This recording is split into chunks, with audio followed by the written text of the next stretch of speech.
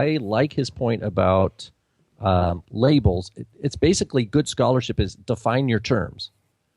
Define your terms so your audience, so you're not just throwing the term at them, because it'd be like talking to someone in Chabad and I keep saying Messiah or Mashiach, and they have a little picture of Schneerson in their mind or whatever, right? That's not going to help. We need to define our terms. And this goes right to the core even of the gospel in the apostolic writings, where Yeshua, the moment after Shimon Kepha, or Peter says, you are the Son of the living God, right? You're the Messiah. Yeshua says, flesh and blood has not revealed this to you, but my Father in heaven.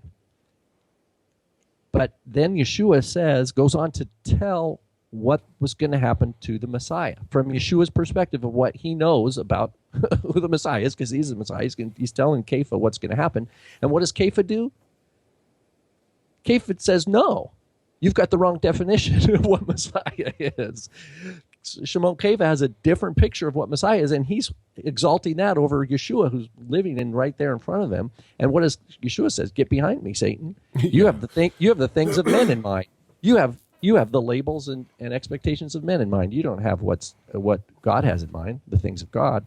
So right off the bat, in our own gospel tradition, we have Shimon Kepha getting a little bit of a back whipping, or whatever you want to call it, from Yeshua concerning this very issue of we need to be very careful on how we define our terms and what expectations we build off those terms. And clearly, with one of the most important words in the Bible, Messiah, Yeshua didn't come and just start arguing for a definition of Messiah. He lived it out. Yeah. No one was going to understand. Even his closest disciples were not going to understand, even though he told them the Son of Man's going to go to Jerusalem, et cetera, and so on forth. He's going to rise at the third day.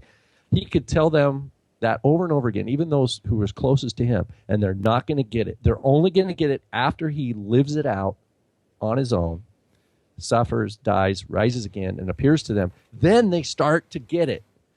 But even after the 40 days, right, in Acts chapter 1 that Luke records for us, are you going to now return the kingdom to Israel? Like they're still, their motivations and excitements and expectations are built off a framework that still is being shaped. They still don't get it.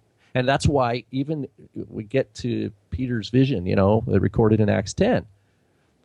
Peter is still on a learning curve, right, for what the implications are of what God's doing in and through Yeshua, now the Ruach HaKodesh. So definition of terms is really, really important. And to recognize that we as humans can latch on to labels. And while, like this Muslim scholar said, labels in and themselves aren't going to be bad, but we need to be clear that how we define them.